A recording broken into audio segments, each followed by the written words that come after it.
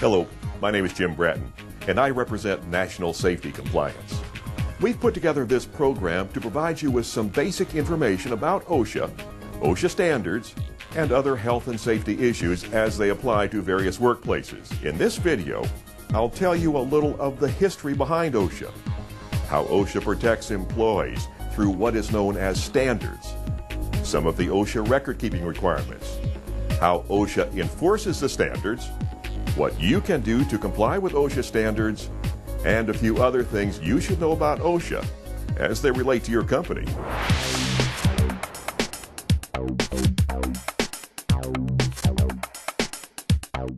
In 1970, Congress passed the Occupational Safety and Health Act. The purpose of this legislation was to establish a nationwide federal program to protect almost the entire workforce from job-related death, injury, and illness. Before this act, job safety and health issues were mainly decided by individual companies. Without any standardized regulations or guidelines, employee health and safety was hit and miss. While some companies and industries worked to create a safe workplace, others felt it was a financial burden and was unnecessary. This was the backdrop for the creation of OSHA. But there were many events that led to the Occupational Safety and Health Act, starting with the Industrial Revolution in the 1800s, to child labor, to mass immigration, to labor movements, and more. Employee health and safety has been an evolving issue.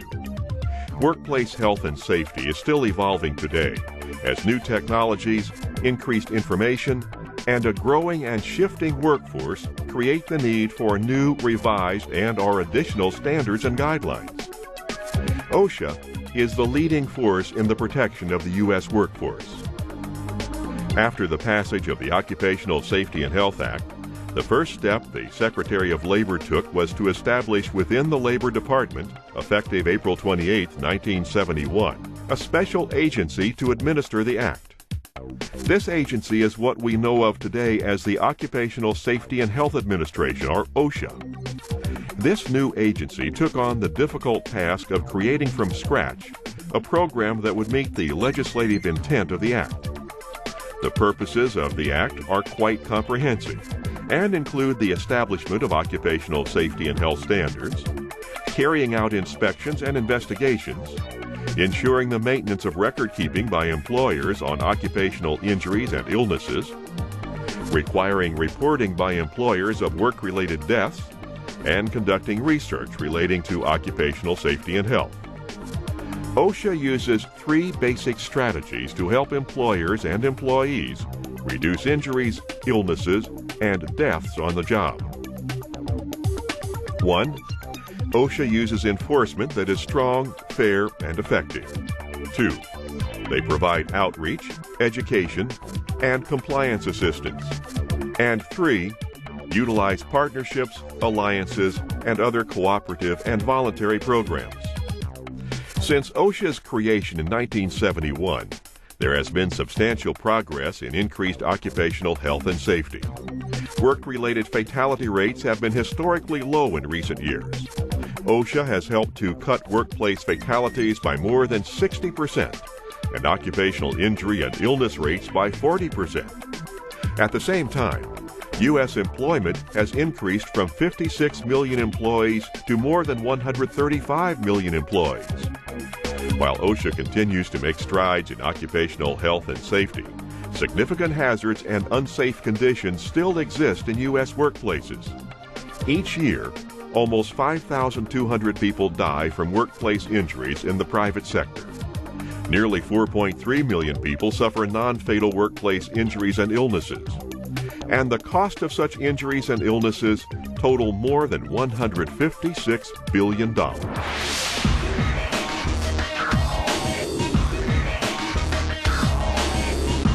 OSHA issues mandated laws and rules through what is known as standards. OSHA standards require that employers maintain conditions or adopt practices reasonably necessary and appropriate to protect workers on the job. Employers are to be familiar with and comply with standards applicable to their establishments. Employers must also ensure that employees have and use personal protective equipment when required for safety and health. Each workplace may have different requirements, and different areas within one workplace may require different standards. As an employer, it is your responsibility to know what standards apply. The Occupational Safety and Health Act covers private sector employers and their employees in the 50 states and certain territories and jurisdictions under federal authority. The OSH Act covers employers and employees either directly through federal OSHA or through an OSHA-approved state program. Section 18 of the OSH Act encourages states to develop and operate their own job safety and health programs. There are currently 22 states and jurisdictions operating complete state plans covering both the private sector and state and local government employees, and 4, Connecticut, New Jersey, New York, and the Virgin Islands, which cover public employees only. OSHA approves and monitors state plans, and states must set job safety and health standards that are at least as effective as comparable federal standards. Most states adopt standards identical to federal ones. All employers are required by law to comply with all Code of Federal Regulations CFR promulgated under the OSH Act. In addition, some agencies, both federal and state, may incorporate OSHA regulations into their own rules and regulations, whereupon these agencies then may enforce the occupational safety and health portions of their requirements. Examples of federal agencies that commonly use and enforce OSHA requirements with their own statutes and regulations are the U.S. Department of Transportation and the U.S. Environmental Protection Agency. The OSH Act does not cover certain groups of people. These groups include the self-employed, members of immediate family of farm employers, worker conditions that are regulated under worker safety or health requirements of other federal agencies, and employees of state and local governments. Some states have state plans that cover these workers.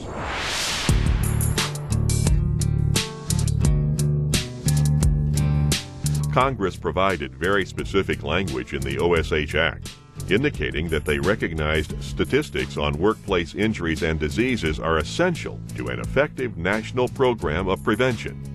The Act, among other things, directed the Secretary of Labor to issue regulations to require employers to maintain records on workplace injuries and illnesses.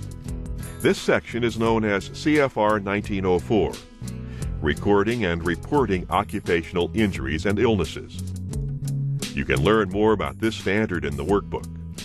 The Secretary of Labor was also directed to compile accurate statistics on occupational injuries and illnesses and to make periodic reports on such occurrences. The responsibility for collecting statistics on occupational injuries and illnesses was delegated to the Bureau of Labor Statistics.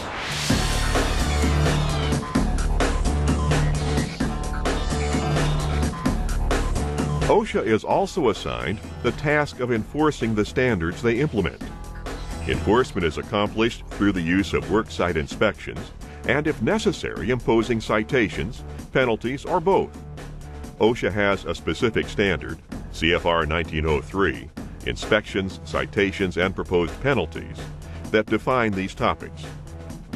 Workplace inspections and investigations are conducted by OSHA compliance officers, who are trained safety and health professionals. Inspections are almost always done without advance notice. Some special situations do occur in which OSHA might provide advance notice of their inspection. These special circumstances usually involve situations OSHA has been notified that an eminent dangerous condition is present and needs to be corrected as soon as possible, or that there has been a fatality. If an employer refuses to admit an OSHA compliance officer, or if an employer attempts to interfere with the inspection, the Occupational Safety and Health Act permits appropriate legal action, such as obtaining a warrant to inspect. It is best to cooperate with OSHA completely when being inspected. Their goal should be your goal, the health and safety of workers. Working cooperatively will help reach that goal. Not all 111 million workplaces covered by the Act can realistically be inspected. OSHA therefore has established a priority system for conducting inspections. The worst cases are given top priority. The order in which inspections or investigations are conducted is 1. Imminent danger situations. 2. Catastrophes and fatalities. 3. Complaints and referrals. 4. Programmed inspections. 5. Follow-up inspections. After an inspection, the compliance officer discusses with the employer all unsafe or unhealthful conditions observed during the inspection and indicates all apparent violations for which he or she may issue or recommend a citation and a proposed penalty. The compliance officer will not indicate any specific proposed penalties, but will inform the employer of appeal rights. After the compliance officer reports their findings, the area director determines whether he or she will issue citations and/or propose penalties.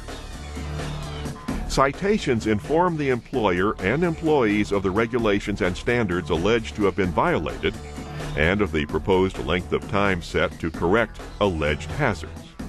The employer will receive citations and notices of proposed penalties by certified mail. The employer must post a copy of each citation at or near the place a violation occurred for 3 days or until the violation is abated, whichever is longer. Penalties are based on the type of violations found during the inspection. There are 8 types of violations for which an employer can be fined, and penalties can range from $0 to $500,000, depending on the type and severity of the violation. Additional penalties can be imposed for violations such as falsifying records, reports, or applications, violating posting requirements, or assaulting a compliance officer, or interfering with a compliance officer while they perform their duties.